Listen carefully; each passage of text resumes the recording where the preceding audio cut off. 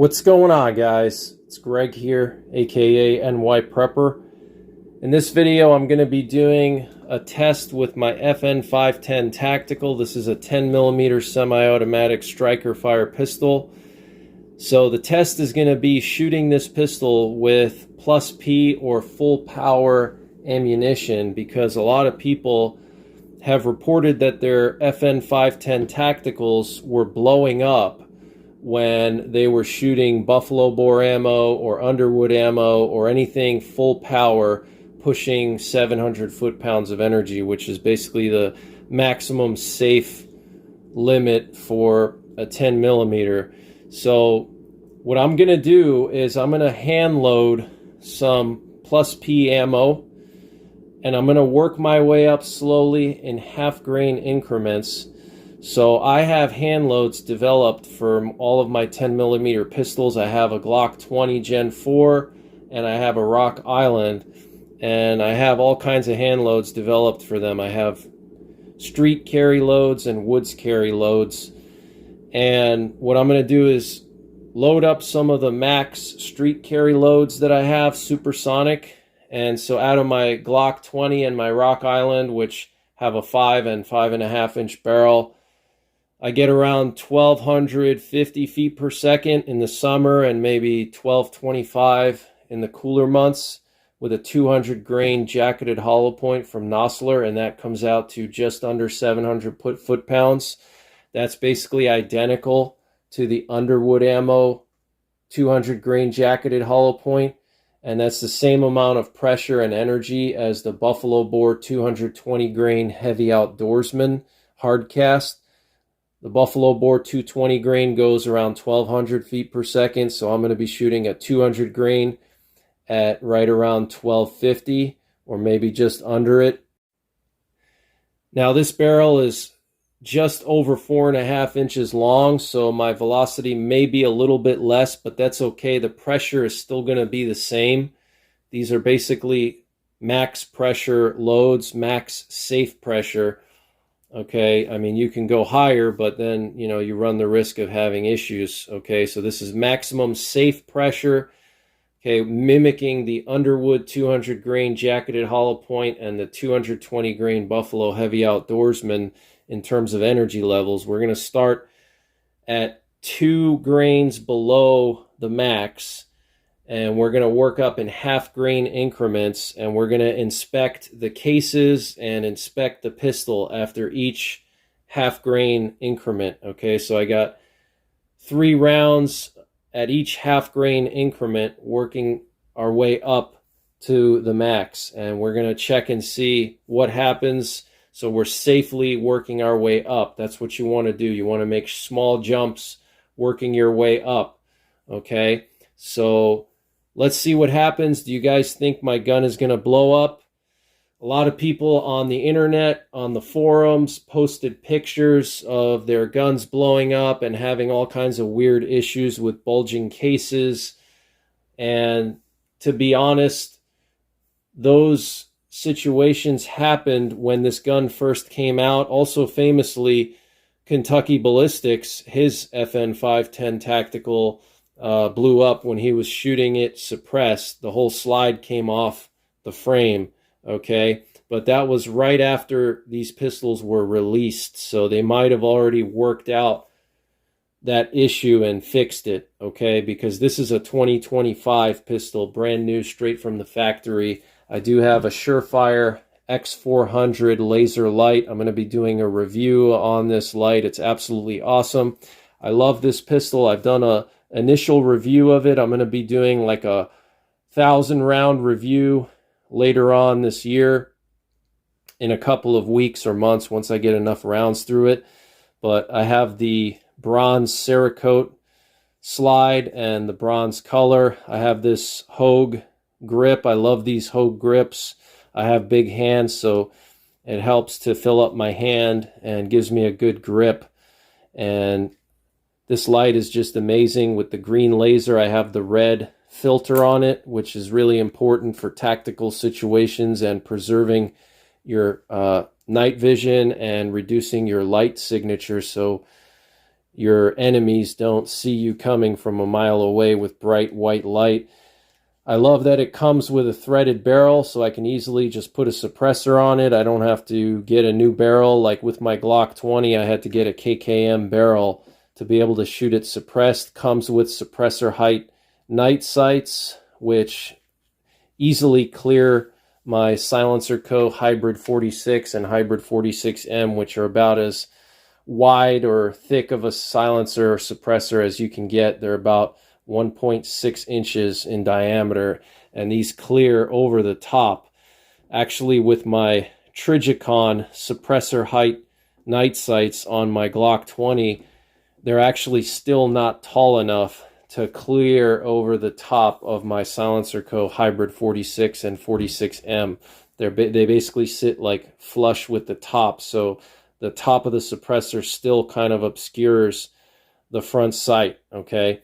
But these are actually truly tall enough to clear the top of those suppressors, okay?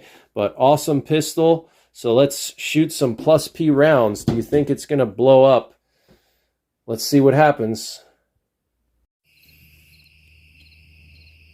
All right, guys, 11 grains. First 3, let's see what happens.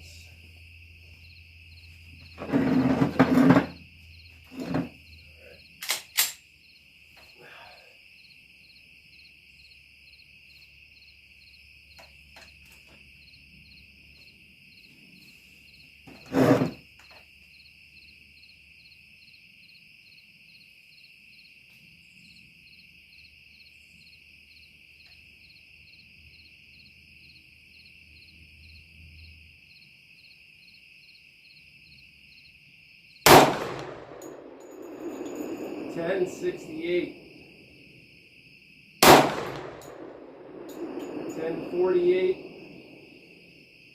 $10.58. All right, guys, here's 2 of the cases. You can see they look fine.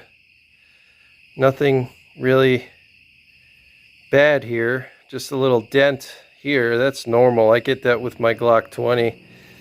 Case looks fine though, so let's go up to the next one. 11.5. All right, guys, next jump up. 11.5. Here we go.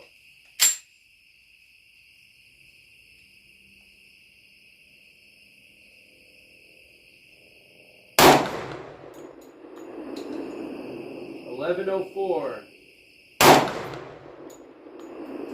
$11.07,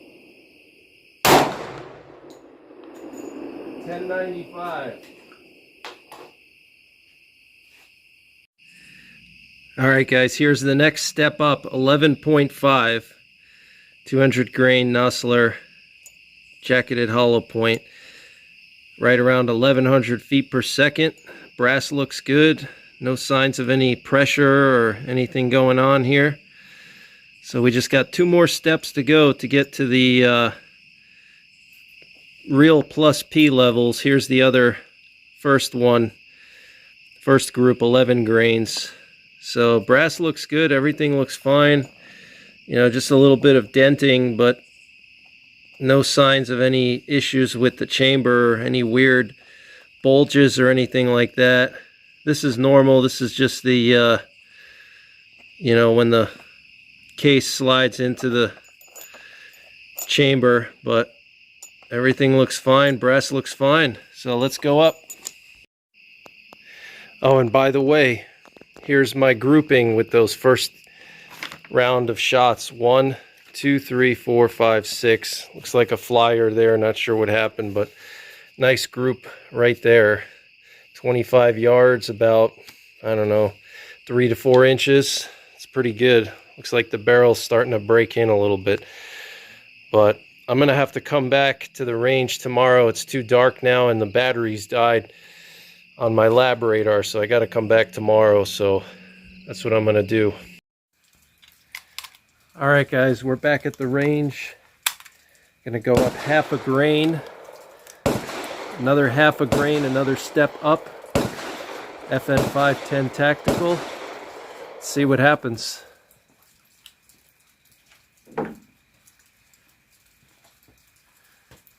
That's what the rounds look like.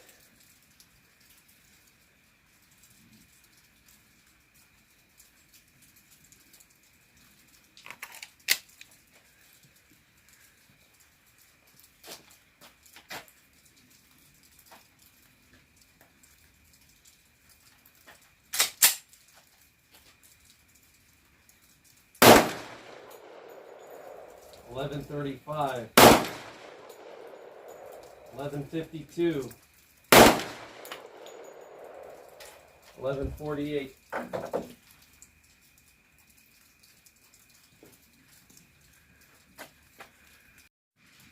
Alright guys, so here are some of the cases.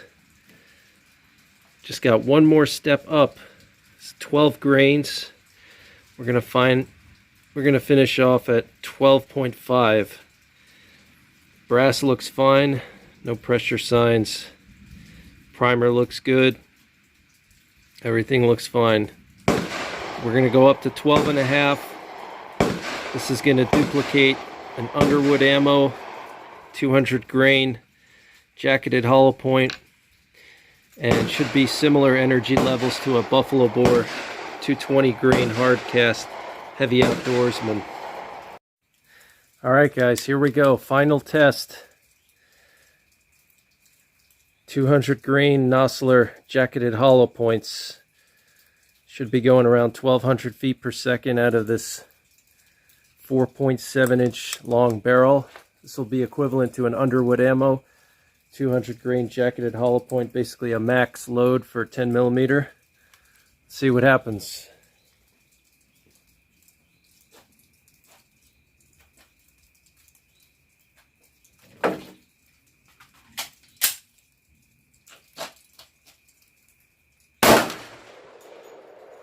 $11.77, $11.90, $12.02.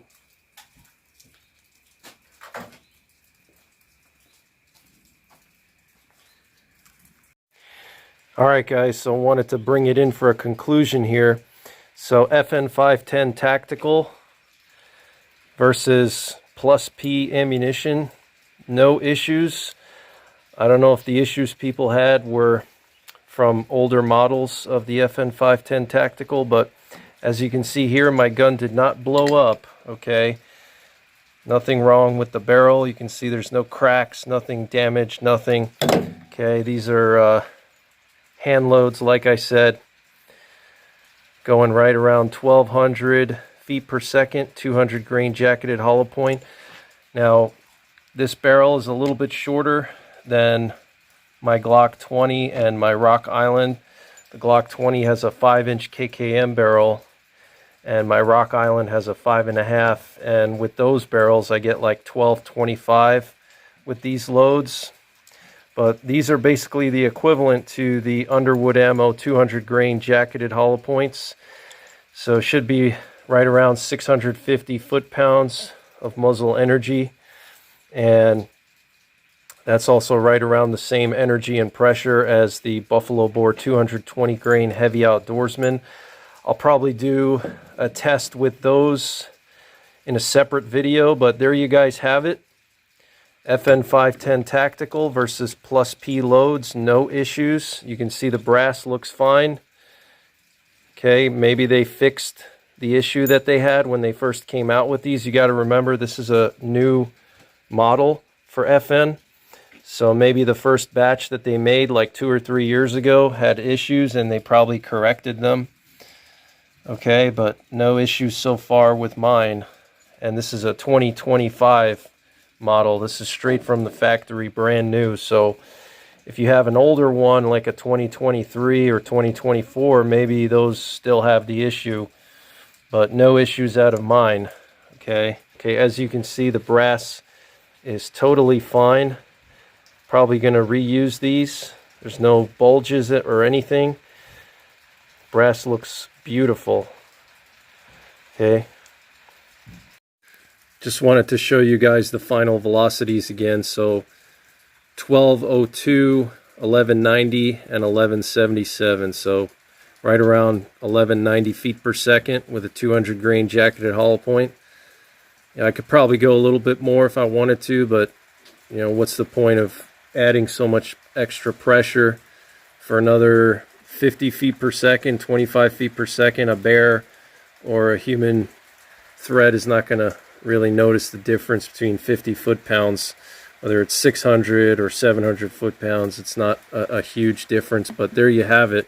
Okay, those last three, 1177, 1190, and 1202. So guys, be careful of rumors on the internet that are not based on any kind of fact. Do the testing yourself, and stay tuned for more videos with the FN510 Tactical. I'm going to be doing a full review of this firearm pretty soon once I get enough rounds through it, and then I'll be able to compare it to my Glock 20, which is my standby. That's my EDC for the woods and also for town, and then also I'll compare it to my Rock Island. But if you want to see more of my 10mm videos, check out my 10mm playlist. I'll leave a link in the top right corner. And until the next time, take care, God bless, and don't forget the 3 Ps: prepare, practice, and persevere.